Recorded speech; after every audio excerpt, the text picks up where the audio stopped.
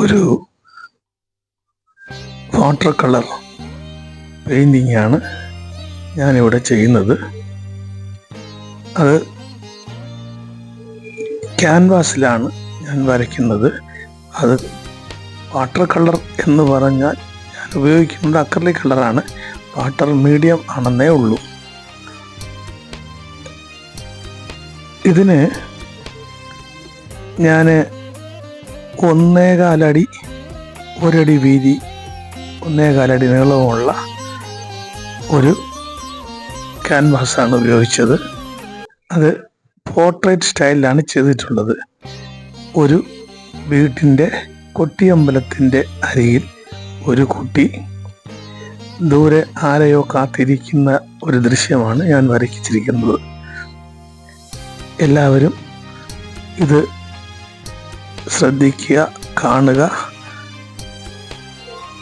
ഇതിൻ്റെ നിങ്ങൾക്കുള്ള അഭിപ്രായങ്ങൾ എന്തെങ്കിലും ഉണ്ടെങ്കിൽ അതൊക്കെ എന്നെ ഒന്ന് കമൻറ്റിലൂടെ അറിയിക്കണം. ഈ പടം വരയ്ക്കുന്ന രീതി നിങ്ങൾക്ക് പെട്ടെന്ന് മനസ്സിലാകുന്ന രീതിയിൽ വളരെ സിമ്പിളായിട്ടാണ് ഞാനത് ചെയ്തിട്ടുള്ളത്. അക്രിലിക് കളർ സാധാരണ നമ്മൾ വാങ്ങാറുള്ള ട്യൂബല്ല, കുപ്പിയിലുള്ള അക്രിലിക് കളർ തന്നെയാണ് ഞാൻ വാങ്ങിച്ച് ഇത് ചെയ്തിട്ടുള്ളത്. നമുക്ക് ആവശ്യമായ എല്ലാ കളറുകളും 20 രൂപ 25 രൂപ വരെയുള്ള കുപ്പിയിൽ ലഭിക്കുന്നതാണ്. അതിൽ നിന്ന് തന്നെ നമുക്ക് ആവശ്യമുള്ള കളർ മാത്രം തിരഞ്ഞെടുക്കാനും പറ്റും. 4-5 കളർ ഉപയോഗിച്ചാലും മതി. അങ്ങനെയുള്ള അക്രിലിക് കളറാണ് ഞാൻ ഉപയോഗിച്ചിട്ടുള്ളത്. മുമ്പ് തന്നെ അക്രിലിക് കളർ പെയിൻറ്റിങ്ങിന് ഞാനൊരു കാര്യം പറഞ്ഞിട്ടുണ്ട്. ഇത് മീഡിയം വാട്ടർ ആണെങ്കിലും, വാട്ടർ കളർ ഉപയോഗിക്കും പോലെ ആണെങ്കിലും ചെയ്യുന്ന രീതി വളരെ ഫാസ്റ്റായിട്ടായിരിക്കണം. കാരണം acrylic colour water colour medium ആണെങ്കിലും ഉണങ്ങിക്കഴിഞ്ഞാൽ ഉടൻ പിന്നെ എന്ത് വെള്ളത്തിലും അത് മാറില്ല.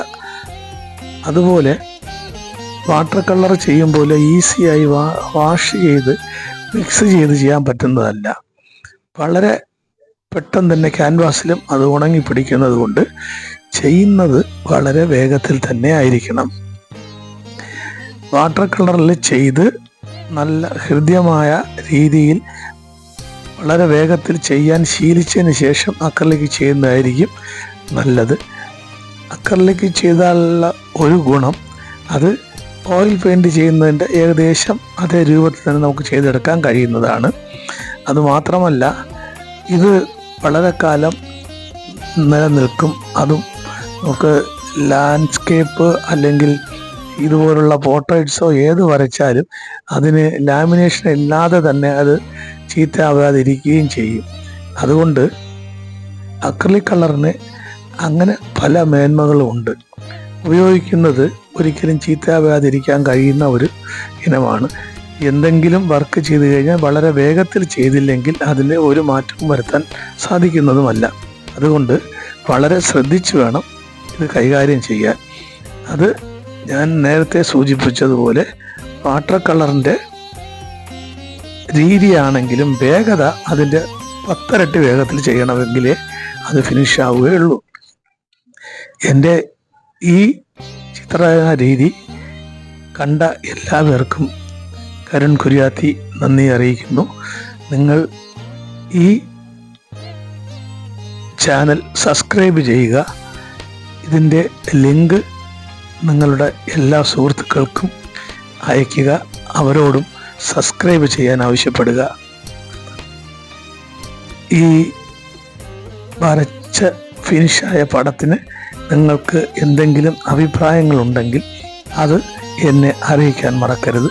നിങ്ങൾ തരുന്ന അഭിപ്രായങ്ങളും നിർദ്ദേശങ്ങളും എൻ്റെ ചിത്രരചനയ്ക്ക് വളരെ നല്ലതാണ്. അതുകൊണ്ട് നിങ്ങളുടെ അഭിപ്രായങ്ങളും നിങ്ങളുടെ കമൻറ്റുകളും രേഖപ്പെടുത്താൻ മറക്കരുത്.